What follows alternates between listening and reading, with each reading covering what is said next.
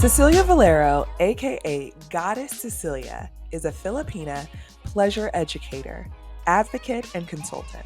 Through her company, Made for Pleasure, she strives to create trauma informed spaces for BIPOC women and femmes, focused on expanding, reclaiming, and liberating their pleasure narratives, especially for survivors of sexual violence. Y'all, we got Goddess Cecilia.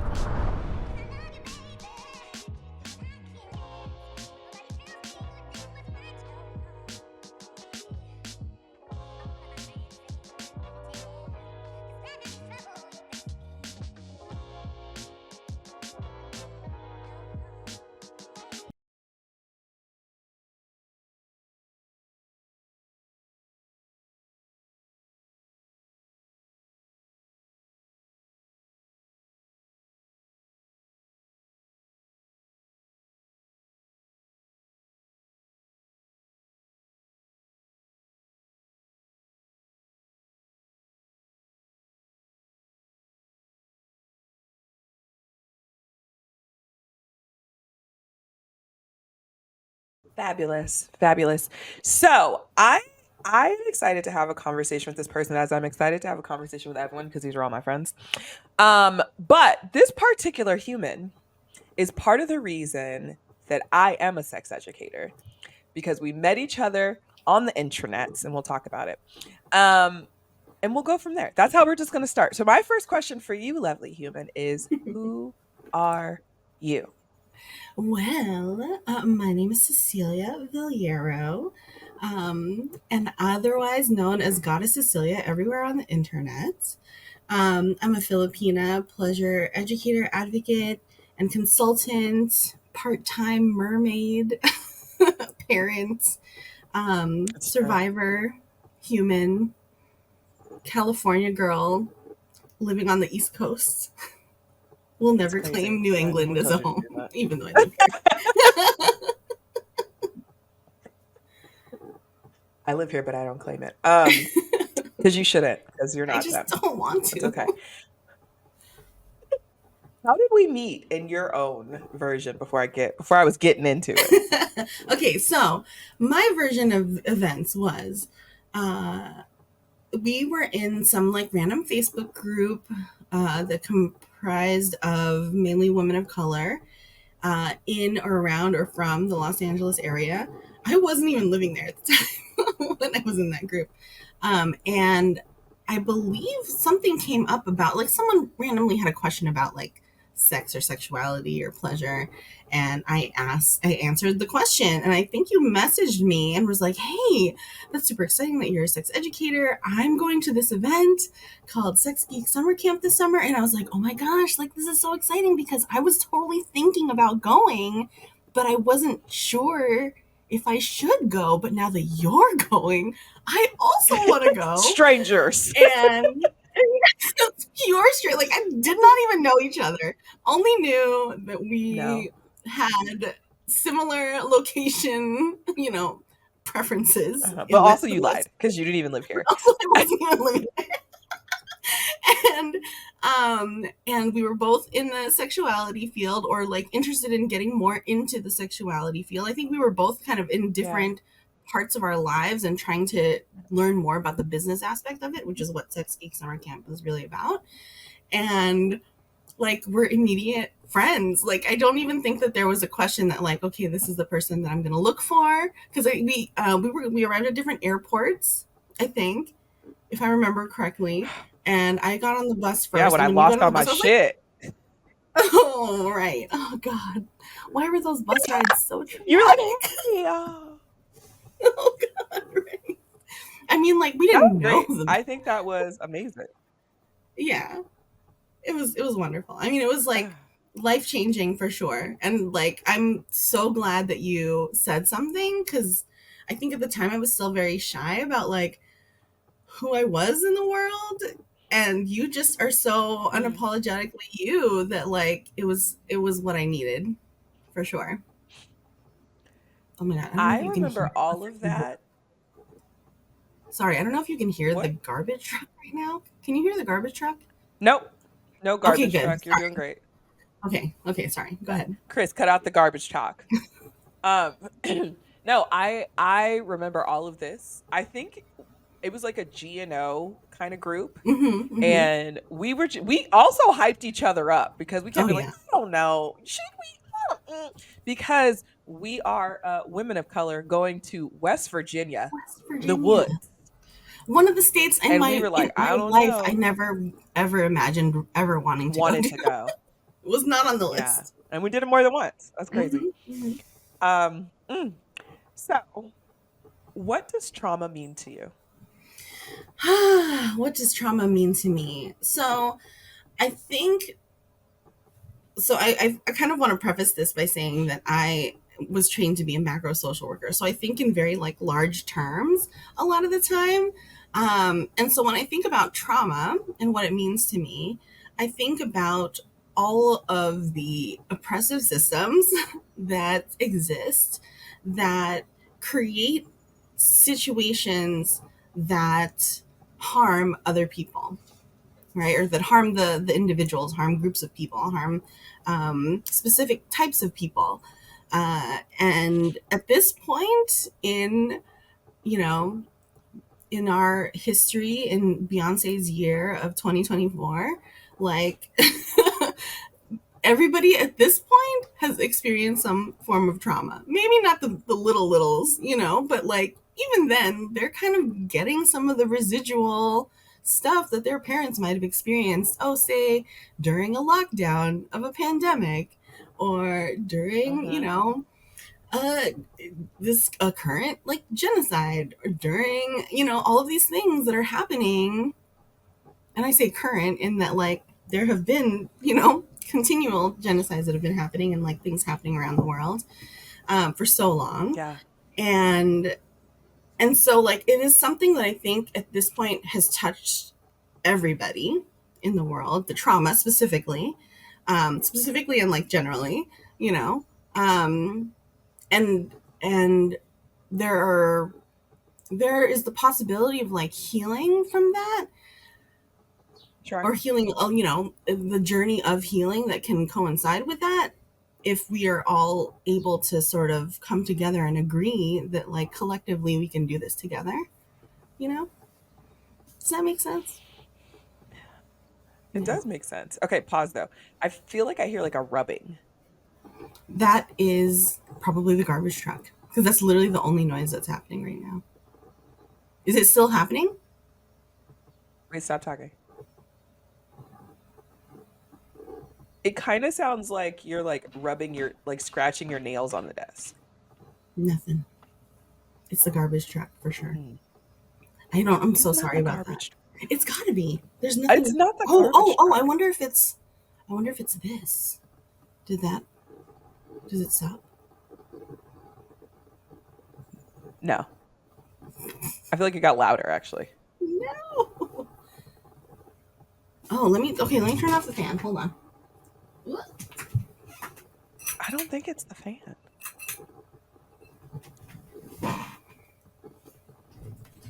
It's not the fan. Damn It's it. not the fan because Now it I'm was just still gonna be happening hot. when you stood up. Well, turn the fan fucking back on. Don't be hot.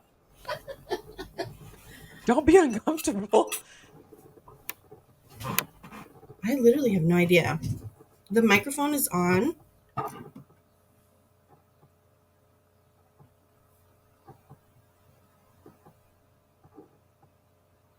I don't know what it is.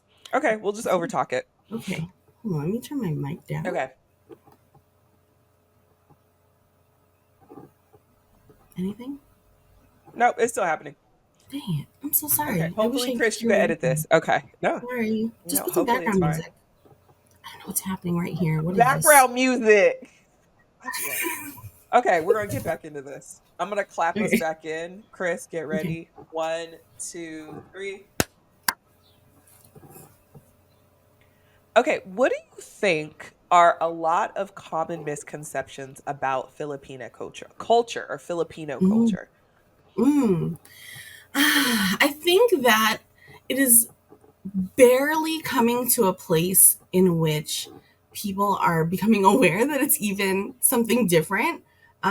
Unless you have been surrounded by Filipinos, it's not necessarily something that like people are aware of. I think that some of the misconceptions are that we're all like we like love Americans so much, and like we like um specifically like Filipinos in the Philippines, like, oh my god, we like love Americans so much, and like by extension Filipino Americans are the same, like that is our like and I'm speaking specifically about white folks, but also generally like Americans in Mm, general. It's like, we just want to be hmm. part of the culture so badly. Um, and I think that what gets lost is that we do have such a strong connection to a lot of our like cultural heritage. We're so proud of our food. We're so proud of our dances. Like anytime there is someone who is like a quarter Filipino in their like heritage, we're like, we love them. They're Filipino. Like we're just so proud of them. Dibs. We're taking them. Dibs, calling them calling them in the contingent. And I think that like, I mean, there's also some of the more like silly misconceptions about Filipinos that like we all can sing, which like, I mean, not Okay. true. But also, like not There is a everybody lot is of going to be Filipino Elvises. there. Yeah. There are, Yes. you know what? There are a lot of Filipino Elvises, which is interesting. Yeah. Yeah, 100% there are. And so, like obviously not everybody, like not everyone's a monolith, of course. I think there's also on the like darker side, some of the misconceptions are that we are all just like really good at sex. Which is like, wow, what a Okay. thing. And I've been told that to my face. Like, oh yeah, oh, this was, let me just quick side story here. This is Let's like the most preface this. Yes. ridiculous the most ridiculous situation. I was with my friend on this like quasi date. I wasn't with a date, like this guy was trying to date her, and she was like, please just come with me, I don't know how I feel about him. And then We've we all been there. decided at that We've moment all it was been there. clearly not happening. Yeah. And so he was like, oh, so where are you from? The wonderful question that many Asian people still get to these days. And I'm like, Los Angeles. He's like, no, no, no, but where are He's like, you no. really Where from? I And hate that. luckily for him, I was actually born in the Philippines, but like, that's like a huge overgeneralization for so many people. And he was like, oh, the Philippines, my brother was stationed there, and immediately was like, oh great, here No. we go. Here we Yeah. go. Yeah. And he said that like Filipinos are the best at sex, which is also like they are the best at the sex, like what the fuck. What a random I have no thing words, to just just decide. squinty faces. Oh, and I was like, oh, did he? Guy who delivers pizza. He said y'all are good at the sex. That's crazy.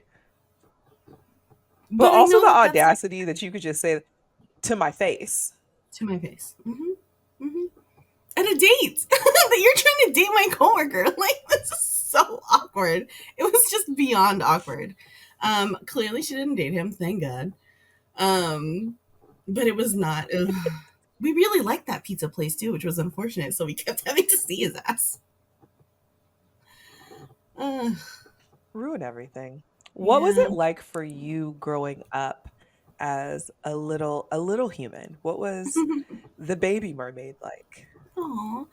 Um, I was.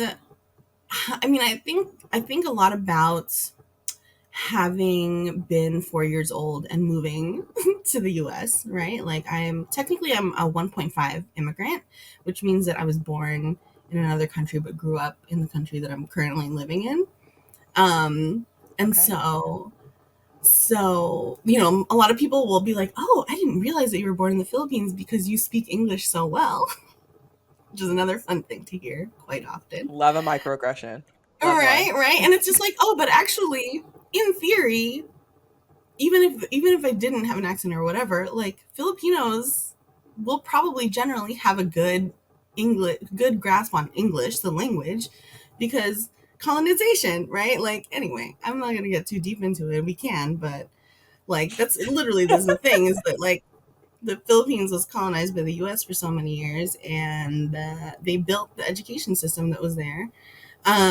And so yeah, English is like the second language, and it's not even everybody speaks English essentially. Um, and so coming here, there was a lot of like certainly trying to assimilate, right? Like trying to lose my accent because I Mm, 100% got made fun of for having an accent, even though I spoke English really well. And so I remember yeah. like actually having the conscious decision as a young person, maybe like 5, to stop speaking Filipino because I didn't want to get made fun of. Mm, Um, but I grew up around a lot of my family. My family, lived literally like with us, next door to us, and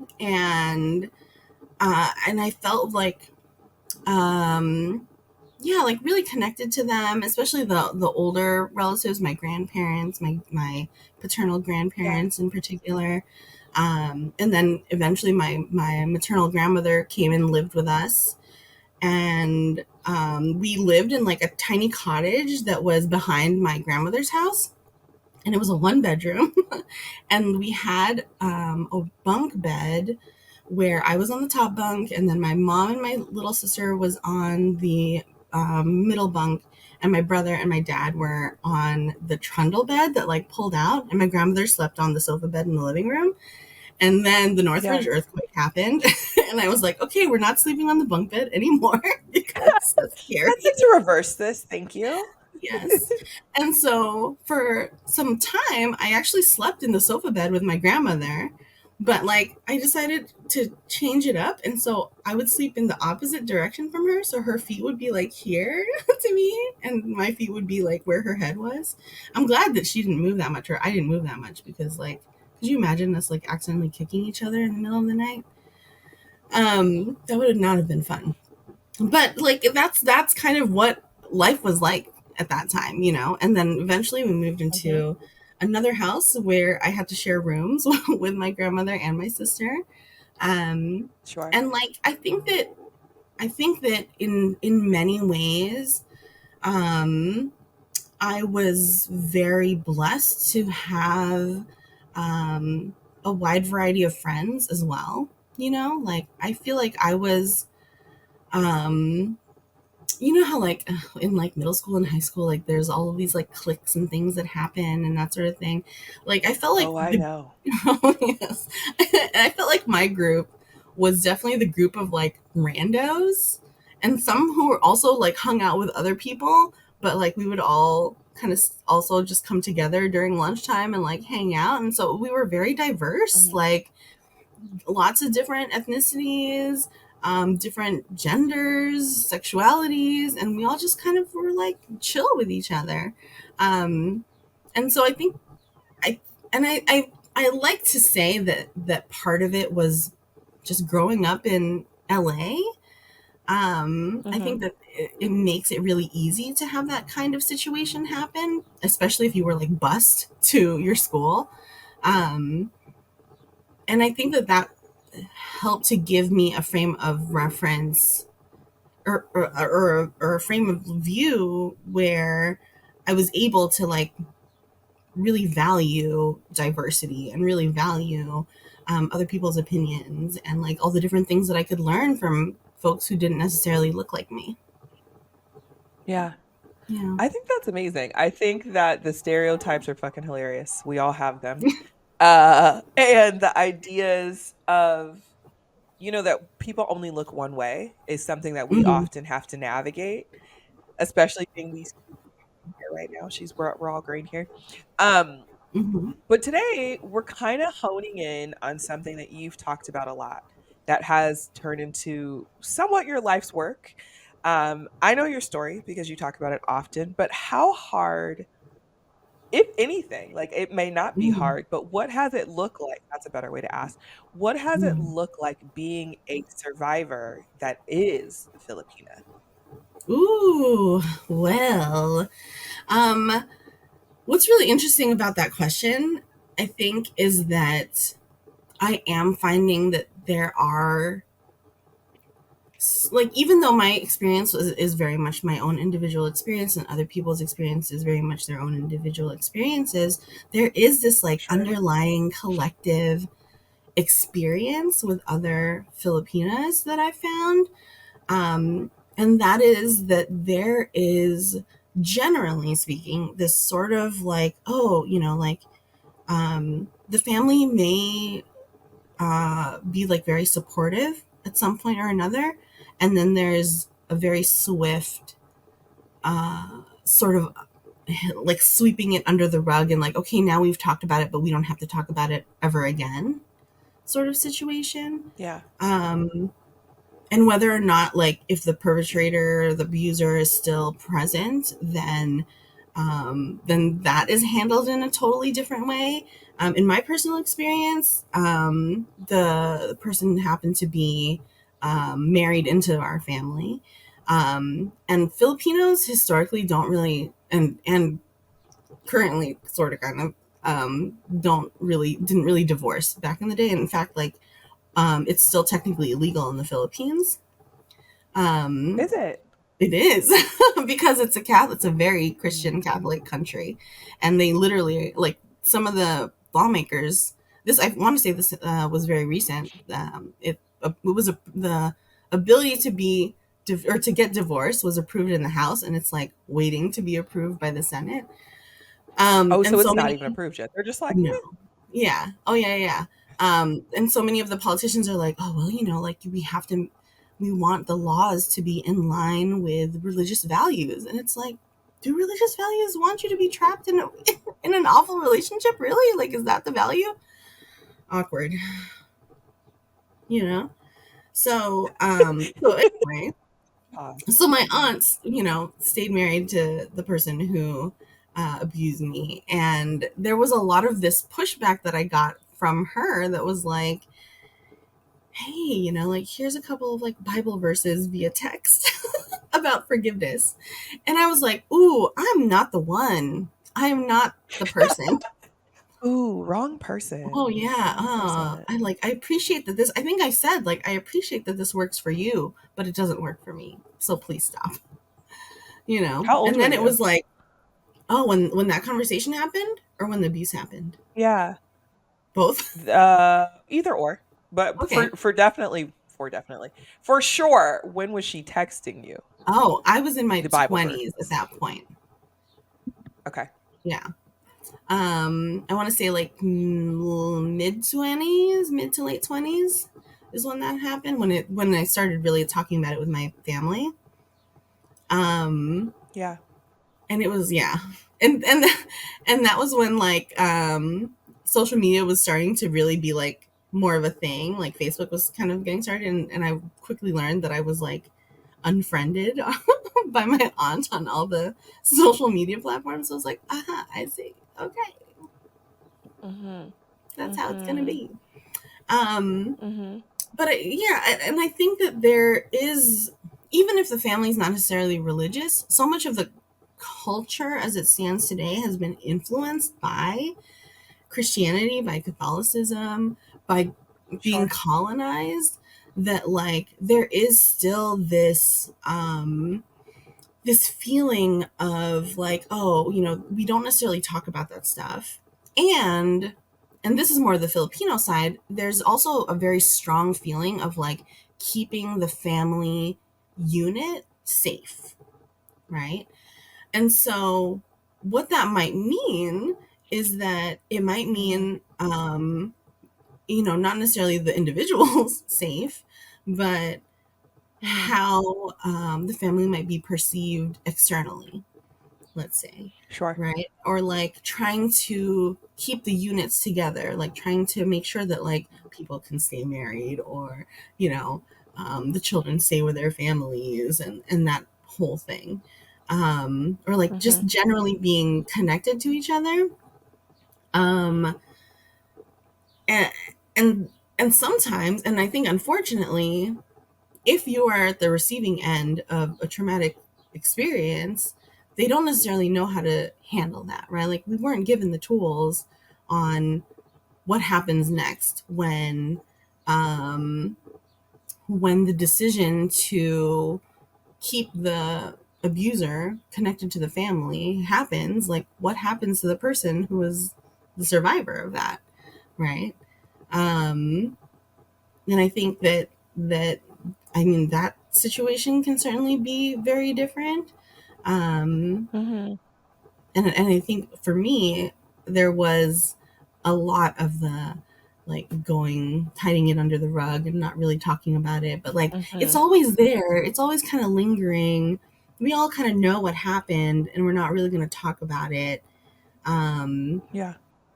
yeah, and What just was not. it like in like your immediate family home? Like, Mm, what was it like being a survivor and having those conversations? yeah, Like telling your mom, telling your dad, letting your siblings know. Because there's always like the bigger outside family, and then those are the people that you see all the time in your yeah. home that you're like, you're here again. Like, what was it like navigating, sharing something that, as I know, you held for so long? Hmm, hmm. And then to actually share it, like, what was that like for you?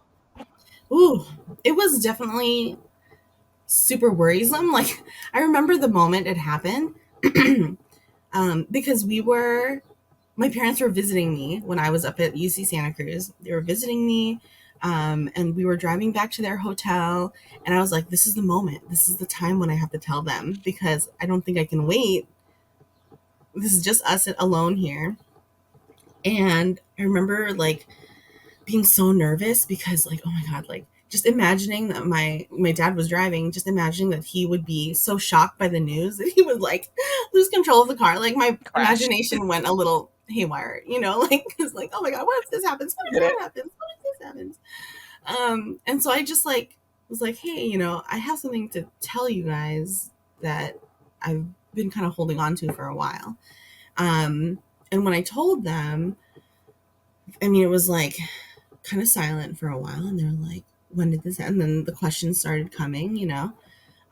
And I think my Yeah. parents did the best that they could with the resources that they had, Mm, with the information that they had. After I let them know about everything that had happened and like the kind of the storyline of it all. um, One of the things that they wanted to do was start kind of telling our other relatives who are around who had young kids around him, um, and like kind of slowly start um, letting other people know. And I did tell them that, like, if you want to share the story so that I don't have to keep doing it, I'm totally fine with sure. that. Yeah. But I think that they, I mean, a part of me wonders if it was hard for them to vocalize, to like really talk about. So they did kind of leave it up to me to talk to other people. Um, which I Mm, like respect. Like I can imagine that like having to talk about it is still very painful for them. Um, mhm.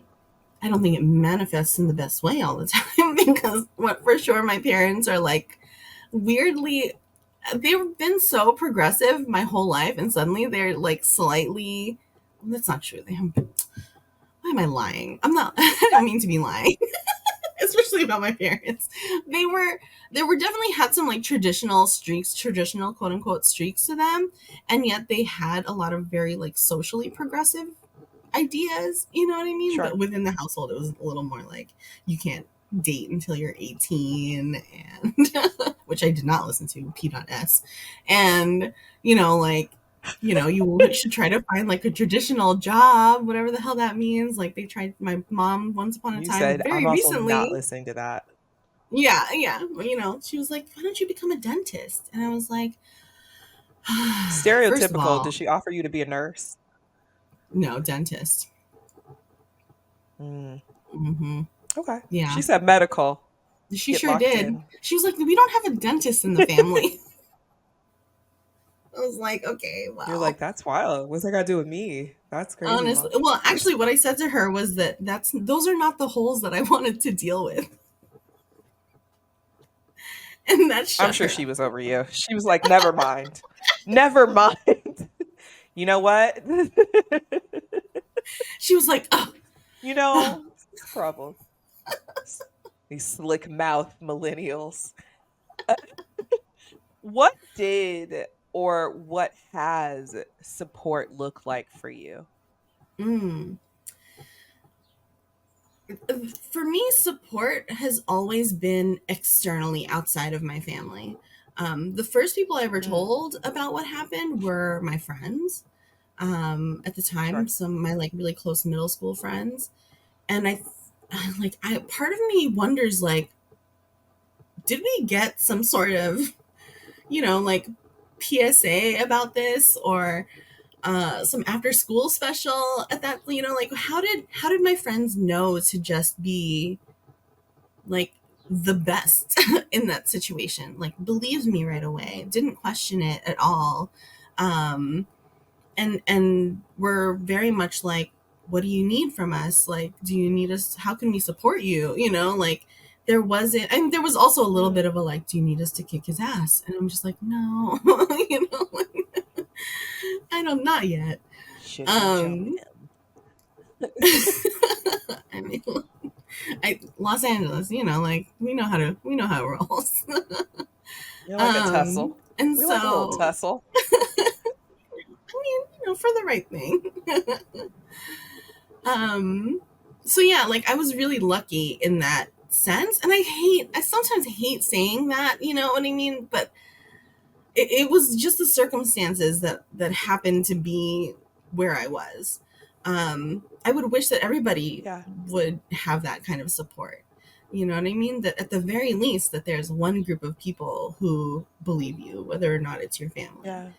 Um, and when I did tell my family, they did believe me. My parents 100% believed me, didn't question it at all. We're definitely shocked, especially considering that this person was the trusted guy, right?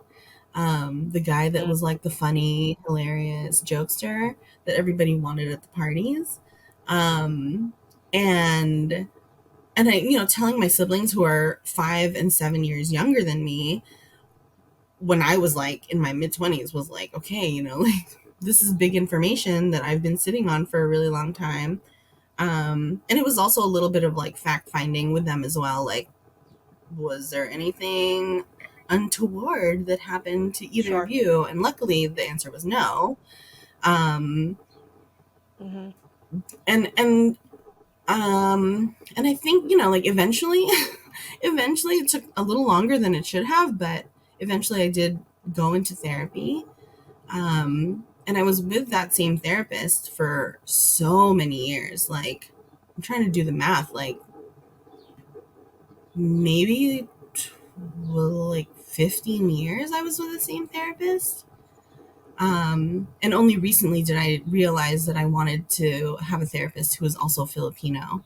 Um, Mm, and so I luckily have yeah. that. Yeah. We love when we find what we need. Um, Hmm. whi in what ways pause. Chris, cut that. Okay, back. Oftentimes as adults and people that work in this space, we create the things that we wish we had. Is there anything that you wish you had received in support? Mm. I think I wish that there was more open conversation about it. Like, especially within my family. I wish that it was something that I could bring up to them without it feeling like um, I'm like putting them in an, like it's going to be an awkward situation, or but that it's not, that there's potential for like healing on the other end of that for all of us, right? That it's not Yeah. me trying to be a troublemaker, or and part of it is like, I don't know if this is just something that I've um put on myself, you know?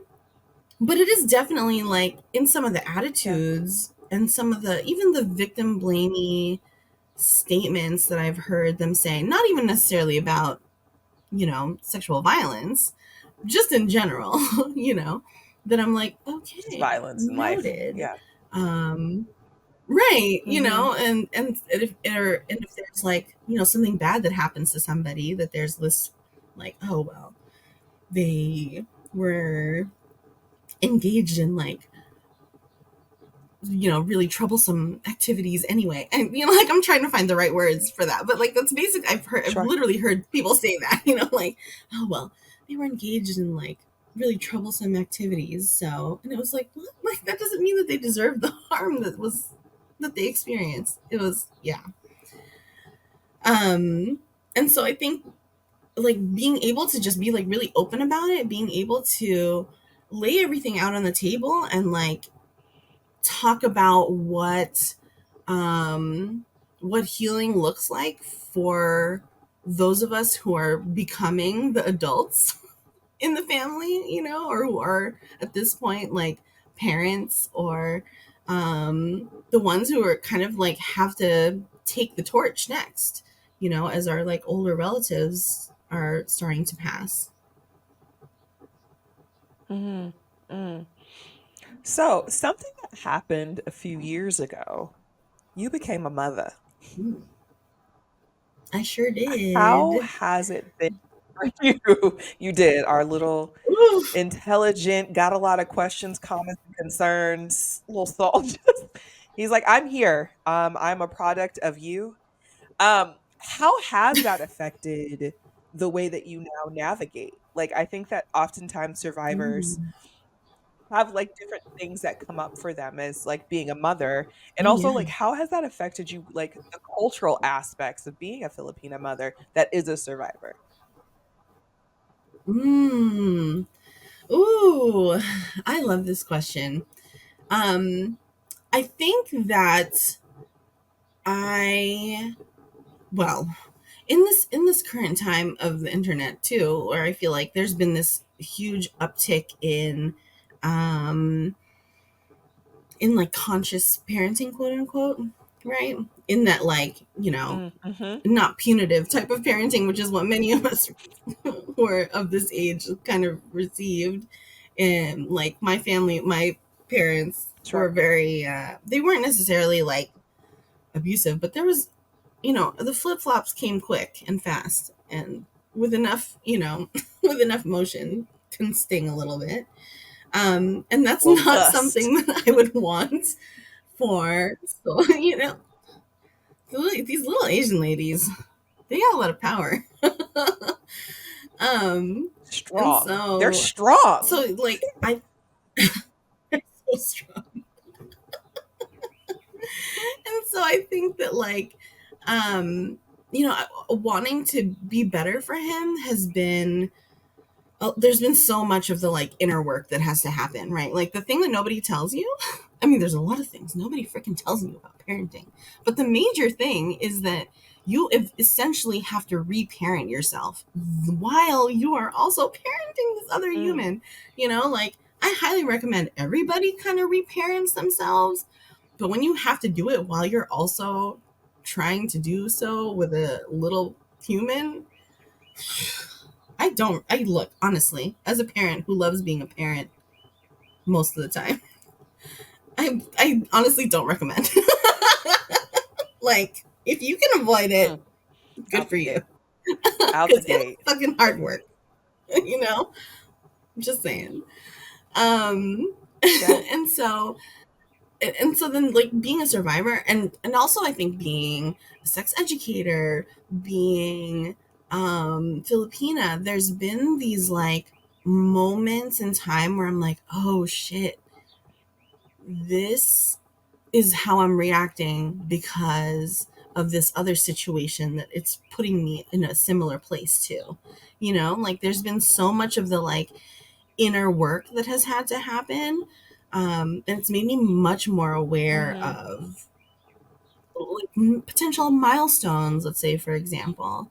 Um, or like similar themes and ideas that kind of have come up for me. Like, for example, I was 4 when I moved from the Philippines to the US. Huge transition. I don't know if it, I mean, like, possibly I could think about like how it has affected me, but my kid soul is 4 years old right now, turning 5, and so I'm and in kindergarten. So I'm also like very aware of like, Yeah. okay, is there going to be like potential bullying that is happening?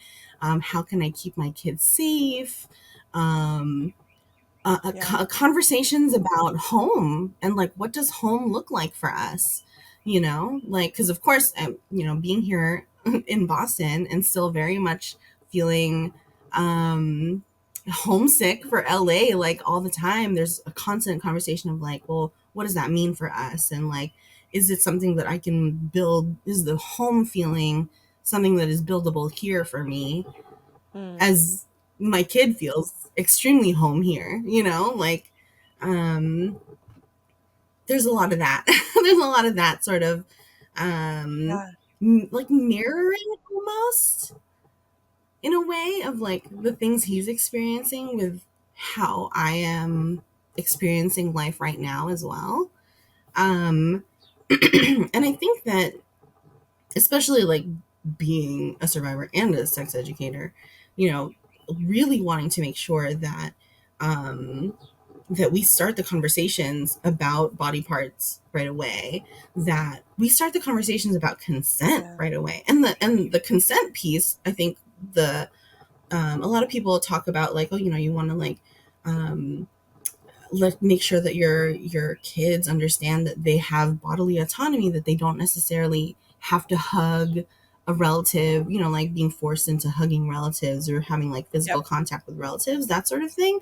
But that piece isn't so much, I mean, yes, it is definitely like teaching the young kid, teaching the babies this, but so much of it is teaching the adults around that child that lesson, you know?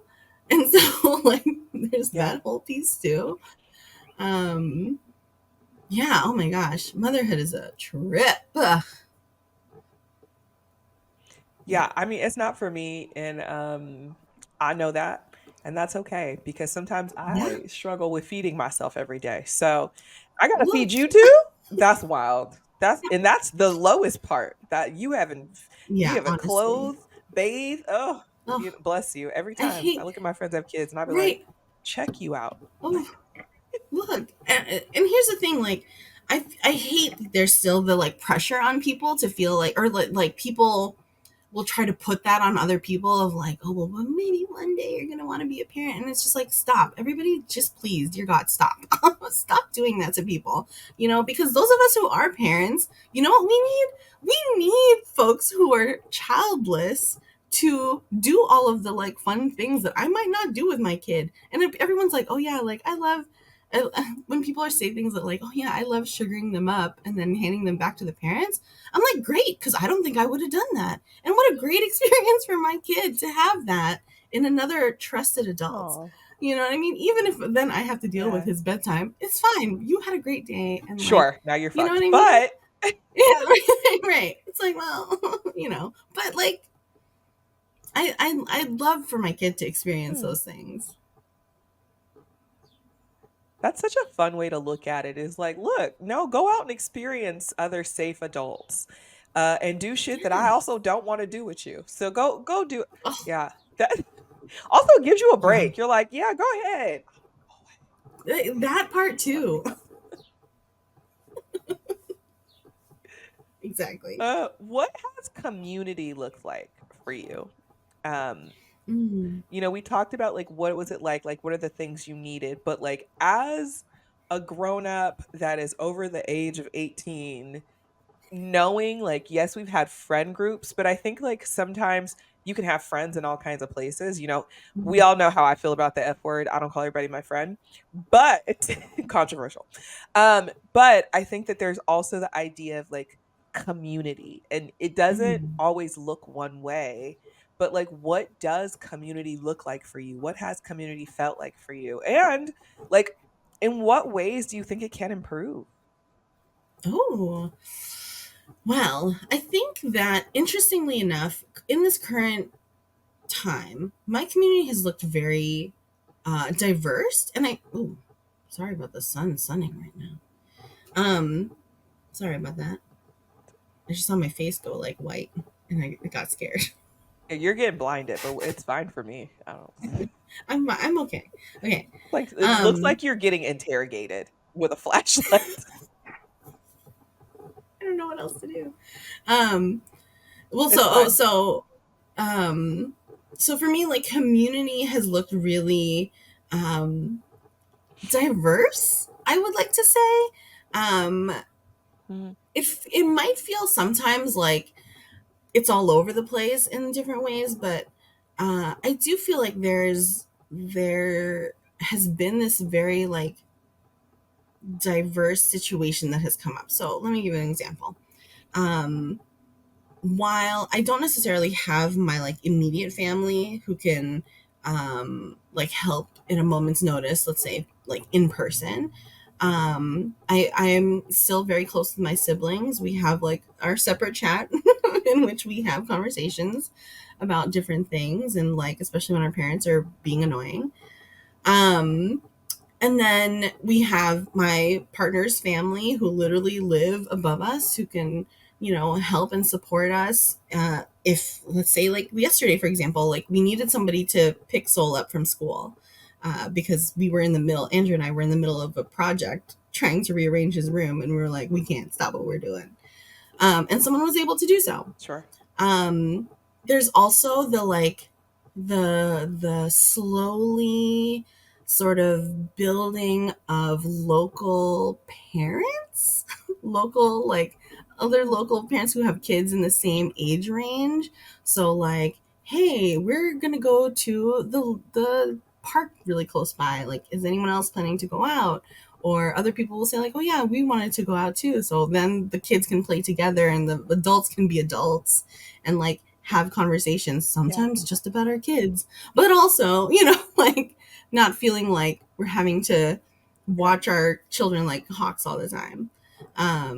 And then there's, Yeah. of course, the squad, which is our little friend group of folks who are all over the place, who I feel like have been my like business support, have been my mental health support, have been who were like one of the first group of people who were there when I just had a baby, like virtually, like there's so much of that love and community that I know that I have in different ways, and like that I know that I can access in so Hmm. many different ways. And like the hard part is, and this is the thing that I think could be improved, is that I am 100% awful at asking for help. I'm so bad at it. 100% awful. Just so, I mean, I've gotten better, so maybe like 99.9% now, but like Mm. I'm working on it. It's a constant work in progress trying to ask for, and I think part Yeah. of that is like, having grown up in the Filipino culture, there is this sort of feeling of like, you don't necessarily want to ask for favors because then it means you're going to have to figure out how to pay that favor back. Um, Mm. And so, and I mean, and not necessarily monetarily, but kind of with everything in life. So, like, if you do something, there's this sort of like quid pro quo that has to happen, and that's not necessarily true, right? Like, people could just support you just because they want to support you, and that feels good for them. Um, and so, I Sure. think like trying to find a way to not then feel guilty about asking for help is always something that I could work on. Mm. Mm. That's such an interesting thing to like bring up is like culturally, y'all are like, no. And so I guess that actually is my next question is like, what kind of tips do you have for hopefully other Filipinas that are listening to this that were like, ooh, somebody that looks like me? Because we, Mm, as individuals, we know having someone that looks like you instantly you feel a little safer to be like, well, tell me what you've been doing because I've been looking for someone else that looks like me that might have Right. a similar experience. So, like, what kind of tips do you have for folks? I think that I think that well, so tips. I do want to put up there really quick is that there are some of these like barriers every once in a while, and that like I want to be Yeah. like, hey, I'm here, like I'm a support, you know what I mean? But first you have to find me. Not that I'm not findable. I'm very findable on the internet, unfortunately slash fortunately, but but like there are people who are here. We exist. You know, if you're feeling that way, Yeah. there's definitely someone else out there There's who's others. feeling in a very similar way. Um and that like community can exist. And I think at this point, um I especially feel like we are at a place where it's up to us now, you know, like it's up to us now. Like we're the ones that have to kind of build the thing so that people can show up. And that's definitely like part of what Yeah. I try to do in my work is like trying to foster spaces, um, even if it's like even if I'm there for a completely different purpose, if I'm able to sort of foster the space to let it be Hmm. a place where people can feel like they can feel supported, then great. Then I feel like I've done my job in a way, even if it wasn't Hmm. the initial thing that I came there for. Um, Sure. and so, and I think that like, I think there's also this feeling of like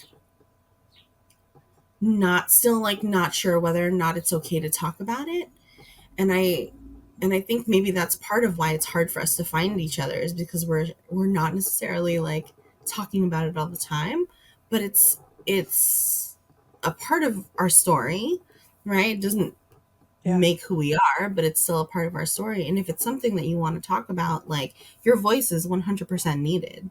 You know, it's needed. Other people, you might be the person that people need to find, right? Yeah. Yeah. I think that's so important to note. Like, we will not be the first people that are survivors that talk about it. And unfortunately, we won't be the last. And Yeah. also, I always tell people, like, I'm not for everybody. Like, you might not be for Oh yeah. everybody, but we are needed for somebody. We're needed for somebody at some point. Like, just like we needed people. Yeah. Which, you kind of touched on it a bit. So, for folks that don't know, Goddess Cecilia is also on the board of my nonprofit, Tending the Garden, which was created because I didn't see survivors that looked like me often. It was often, excuse me, very thin white women that were sexual assault survivors, which they do exist. But statistically, all of us with that melanation, trans folks, queer folks, black folks, brown folks, Asian folks, native folks, et cetera, are those that are highest harmed. Mm. But I never saw people that look like me. So I was like, well, that's not for me. We don't have a different experience. And so something that, we've been trying to create, which we'll talk about a little bit more, is like creating community spaces for those of us that have been marginalized. And I always say like those of us that have been marginalized because it's been forced upon us, not like we are Mm. marginalized. No, no, no. You put that on us, baby. This is a Yep. you Yep. problem. Yes. And something that we started we started last year, you wanted to do a support group specifically for individuals that look like you. Mhm. Talk to me about like the importance of having that community space, and we'll talk a little. I'll flush it out a little bit more because I've been working on some stuff. But tell me about like the importance of having a support group has looked like or felt like for you, or why you think it is needed. I think the general feeling that has come from that support group, and I'd like to think that it was echoed with the folks who participated, was 100% this feeling of like, oh my gosh, like other people are talking about this, other people who look like me, who I don't have to necessarily explain, why my family is being the way that they are. Like we just understand that feeling of like we just understand is Mhm. so important. It's so important, so valid, so necessary. Um, and I think it was, and also like so simple in a way, and yet so hard to come by because we're not necessarily talking about it in mass, right? So I think providing that space has been it's been really wonderful, and I know that like it's energized me um to feel like okay, you know, like the the group of us, you know, who have been coming together, even though like we're providing the space, like it can be like a joint healing together, just to Mhm. recognize somebody else. Yeah. I Yeah. personally think that sexual assault is a community issue. Like it might Mm, happen to an individual, but it affects the community. How we hold people accountable absolutely. is community. The laws and Mm, structures are community. Like we are a part of the community. So I think it's so important. And within tending the garden, something that I've been doing a lot of research, and hopefully by the time you hear this, you can donate to also assist us. But we're currently building, researching to build this platform where folks are able to have a small membership fee to join a support group. They'll get to sign up for the support group under their membership. And it's all digital. As you know, we make it easy for folks anywhere, even the groups that we've had. We want it to be a digital space that also feels, supported. There will be a moderator. It will be more of like a chat room. mm, There will be like community boards if folks want to reach out and do things. We are working on resources. In my mind, what it looks like is a map of the US to start, and each state you can click on and a list will appear of different cities. You'll click on the city, you'll find resources. And then there will also be an option to opt in or sign up to go to classes. So the reason you haven't seen another support group yet is because I don't want to half ass this. I think that oftentimes folks that are not white, we get the short end of the stick unless we're working our asses off. And I don't think that is something that any of us want our names to be on or we want for people. And it's not going to be super expensive, but it is, a nonprofit. We still got lights and things to keep on. But we want to create a space that you can actually show up and be supported in a way that you want, versus I've also seen a lot of space where people are creating things or like, well, you should take this. But like, what if that's not what people need, right? Like that's not if what people want. So I'm excited for us to really be able to create and share this because I think this is such a big community issue, a community struggle that unfortunately, and I'm gonna keep it 100. I don't think it's gonna stop in my lifetime. oh yeah. But pillage has been happening long before us, and is Yes. actually, what time is it? 11:34. It's actively happening right now because every, was it 67 seconds someone is sexually assaulted in Mhm. America, and that's just America's. The numbers are even worse in other countries. Fun fact, y'all. So fun. Yeah, 100%. And like So the fun. the thing that I feel like people don't realize too is that like because it has been so much generational what? I just made up a word. Generational Sounds like me. upon generational um you know, like trauma essentially that has happened, it's going to take Yeah.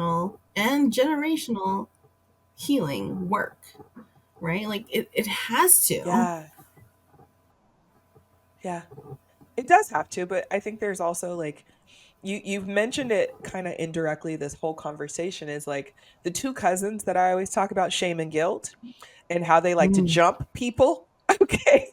And I think also in folks that have been marginalized, a lot of the things we've had to navigate has been very shame focused, because it is that yes. colonization, that controlling aspect that our families pass down to us. And essentially it's because it's what they know. And it, for us to recognize that and hold people accountable is such an interesting thing that a lot of people are anti because they're scared of the unknown. Mm. Oh yeah, 100%. Yeah. It is so interesting. Especially the accountability piece, I think, is so hard for folks to wrestle with. And I think Hmm. part of it is like they wanna maintain the idea that they're still a good person in a way. And it's like you can still be a good person and still hold people accountable. It's not an either or situation. That's binary thinking. We don't do that here. Hello, you know. So yeah. Uh, this was good. I really hope that someone sees you and goes, "Oh shit, there are people that look like me." Right? Like that have made it to the other side of things. And the other side is relative as we know trauma is ongoing and flexible and sometimes shit pops up and will Absolutely. fuck your Absolutely. day. But but, to know that you do exist, that you have been doing this work and will continue to do this work. So, thank you because I think it is so important. And also understanding Asian communities. There's more than just Japanese and Chinese. Korean. Like Oh there's my there's gosh. a Yeah. large amount of population that is also Yeah. overlooked and misunderstood. Yeah. Yeah. And I like, especially in this Okay, current okay, go time, ahead. also, oh, sorry. And I also wanted to say that, like, No. the Asian, if we're going to go by the current map of things, right, extends into what is called the Middle East. So, like, it is a huge tract of land, and like, and we all look super different from each other for the most part, you know. You do. You do. Y'all do look I mean to me, y'all look different to me. Before we go, my last question because we often talk about such fun heavy things is Mhm. what is the wildest thing that someone has texted or DM'd you in the last 2 weeks? Oh my gosh. Okay. So I had to I had to look this up. Let's see. Um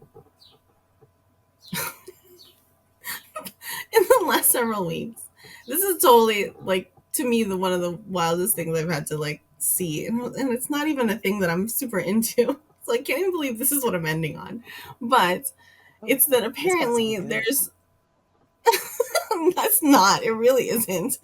That there's some sort of like giant Taco Bell Cheez It situation. Oh, God, I can't even believe I know anything about Oh that. yes. Yes, I've seen it. Yes.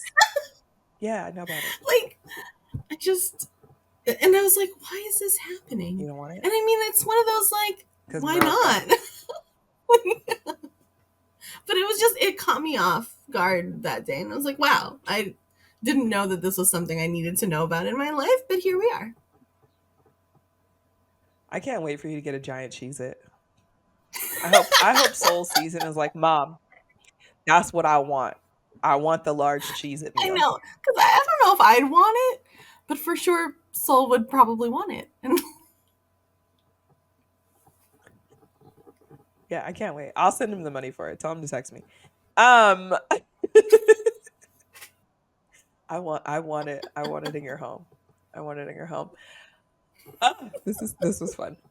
Before we go, can you tell he, them, they, she, they, zim, zay, everybody, where they can find you so they can get more into your Ooh. business, find out how to work with you, and see what you're up to? Well, you can find me at Goddess Cecilia literally everywhere on the internet. GoddessCecilia.com, Goddess Cecilia on Instagram, TikTok, Facebook, uh, Everywhere. Snapchat. I don't know, like all the apps. I'm on X, but I'm not really on X, so don't get me there. Um, Threads, like I'm on all the things. And you have to make sure, the thing is, you have to make sure you spell it correctly because then I don't know who you're getting. Cecilia. All right. You might go somewhere else. You might end up in a whole new world. But if y'all want to know about mermaids, sex ed, body things, trauma, all the things, head on over to this lovely human's work. And so, until next time, y'all. Thank you.